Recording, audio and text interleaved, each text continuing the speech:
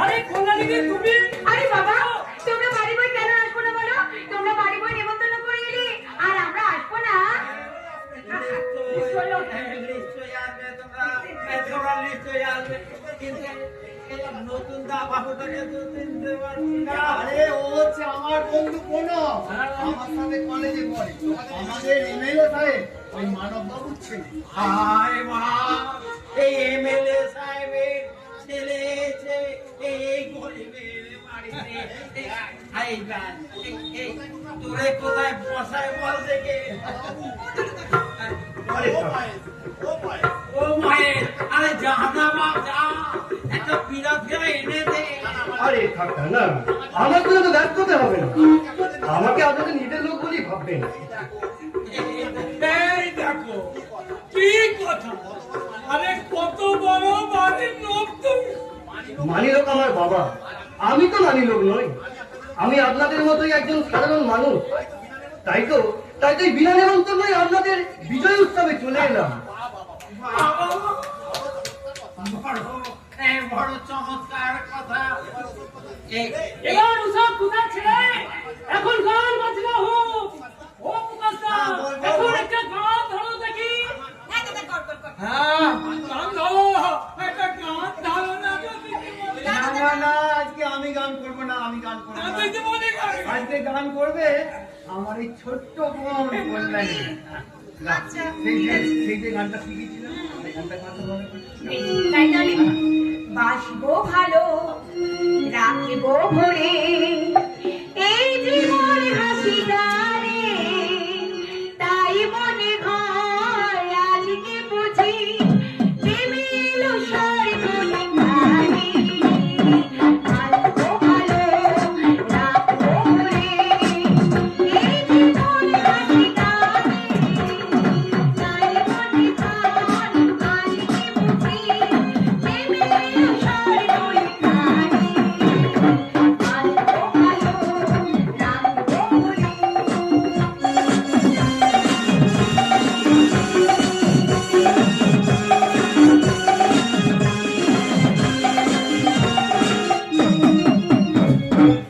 আমরা সবাই একদিন বিদায় একই সাথে বেঁধে উঠি ওই মধুর সন্তান। সেই সন্তান উঠবে বেঁচে, উঠবে বেঁচে প্রাণে। বাসবো ভালো, রাখবো ভরে এই জীবন হাসি গানে, তাই মনে হয় আজকে বুঝি প্রেমে এলো সর্বনে গানে।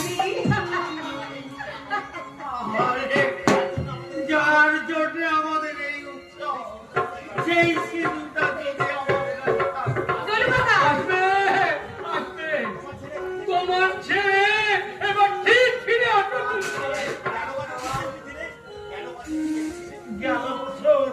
গেল বছর ঠিক এমনি দিনটাতে যখন নতুন ভরসা উঠলো, ঠিক এমনি উৎসব হয়েছিল।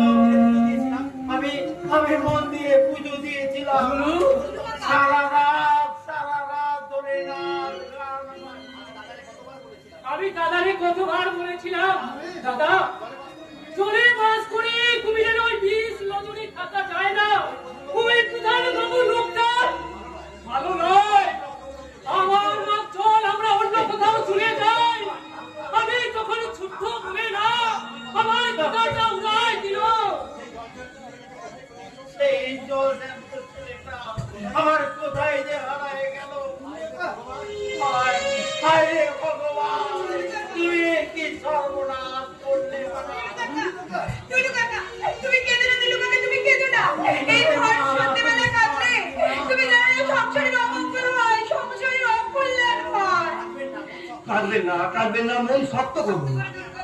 আমি আমার বাবাকে আপনাদের কথা বলেছি, বাবা এই বিষয়ে পুলিশ এবং প্রধানবাবুর সঙ্গে কথা বলবেন বলেছে।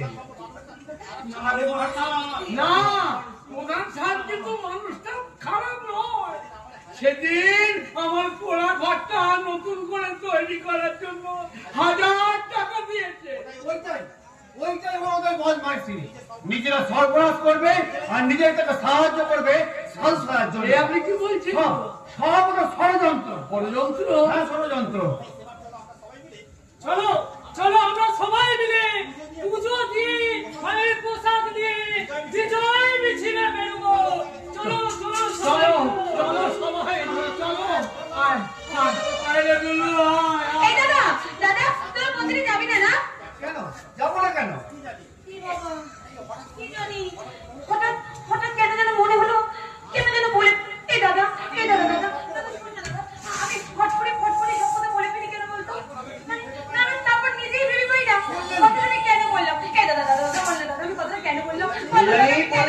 বলেছো তো কি হয়েছে? এমনি বলেছো?